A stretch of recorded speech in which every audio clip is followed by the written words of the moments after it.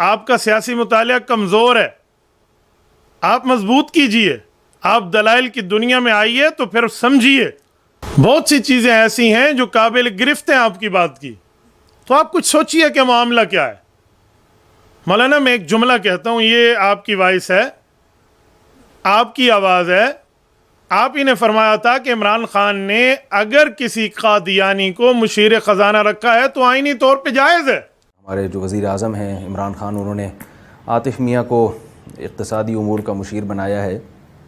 اس پر social media پہ کافی بحث مباحثہ ہو رہا ہے۔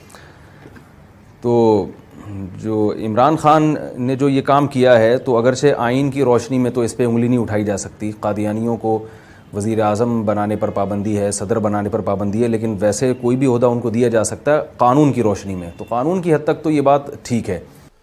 مولانا یہ آپ کی سب سے بڑی غلطی ہے، آپ کو کس نے کہا جائز ہے؟ آپ دلیل دیتے ہیں غیر مسلم صدر اور وزیر اعظم نہیں بن سکتا، باقی سب بن سکتے ہیں۔ اللہ کے بندے، اللہ آپ کو جزائے خیر دے۔ اب میں کیا کہوں، ہمارے چائنا والے ہیں نا، جتنا ہنستے ہوئے وہ آنکھیں کھولتے ہیں نا، اتنی بھی آنکھیں آپ نے کھول لی ہوتی نا تو آپ کو پتہ چلتا کہ مینارٹیز خود کو مینارٹی ایکسیپٹ کریں، اقلیت ایکسیپٹ کریں، تب ان عہدوں پہ آ سکتے ہیں۔ قادیانی تو وہ دشمن رسول ہے جو خود کو اقلیت نہیں اصلی مسلمان کہتا ہے، اس کے لیے آئینی طور پہ جائز نہیں ہے عہدہ لینا، اور آپ اس کو جائز کہہ رہے ہیں۔ یہ تو آپ کی آئینی اور کانسٹیٹیوشنلی اسٹڈی کا حال ہے، یہ آپ کا لیول ہے، تو خدا کے لیے آپ ان معاملات میں نہ جائیے۔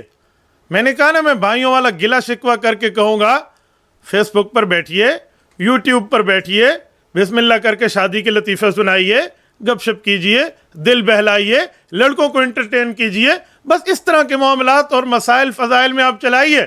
سیاسی میدان آپ کا نہیں ہے، آپ کس چکروں میں پڑ گئے ہیں مولانا؟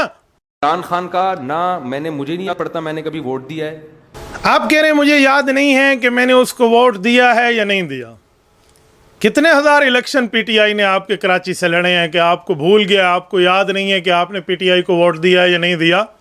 کھل کے بولیے، آپ اس کے حمایتی ہیں، کھل کے بولیے، یا کہیے میں نے دیا ہے یا کہیے میں نے نہیں دیا۔ یوں نہیں کہیے میں نے کتنے ووٹ دیے ہیں مجھے تو یاد ہی نہیں ہے، پتہ نہیں میں نے دیا ہے یا نہیں دیا۔ مولانا دو رنگی نہ کیجیے، یک رنگ ہوئیے، اور ایک بات کیجیے اور کھل کے کیجیے۔ کچھ بھی اچھا کرے گا نا وہ تو جو مخالف ہے نا انہوں نے کیڑے ہی نکالنے اور یہودی ایجنٹ ہی بولنا ہے اس کو۔ ہر چیز کو گھما رہے ہو، ہر چیز کو گھما رہے ہو، اور سارے کام یہودیوں کے خلاف کر رہا ہے، ٹھپا لگا دیا اس کے اوپر یہودی ایجنٹ ہونے کا۔ یہ غلط ہے مفتی صاحب، اصل بنیاد یہ ہے کہ وہ یہودیت کا پروردہ ہے، گولڈ سمتھ جیسے کٹر سکہ بند یہودی، اسرائیلی یہودی، C F I Conservative Friends of Israel والے اس کو رشتہ دے رہے ہیں، اور آج تک وہ اس کی پشت پر ٹھہرے ہیں۔ جب اب اس کی سلیکٹڈ گورنمنٹ ختم ہوئی، جو یہ اسٹیبلشمنٹ کے بیساکھیوں پہ ٹھہرا تھا، اور انہوں نے اس کی نااہلی دیکھی اور انہوں نے اپنی مدد اس سے ہٹائی تو یہ گر گئی۔